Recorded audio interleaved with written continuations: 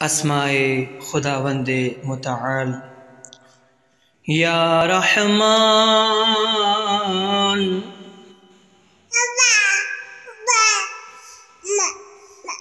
یہ اللہ کا اسم رحمت ہے۔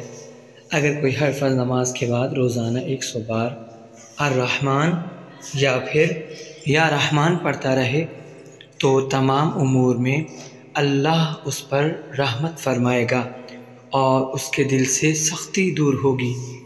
یا روزانہ اگر 298 بار یا رحمان پڑھے تو بھی اللہ کی رحمت شامل حال ہوگی اور مشکلیں حل ہو جائیں گی انشاءاللہ۔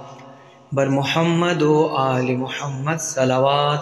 اللہم صلی علی محمد و آل محمد وعجل فرجہم۔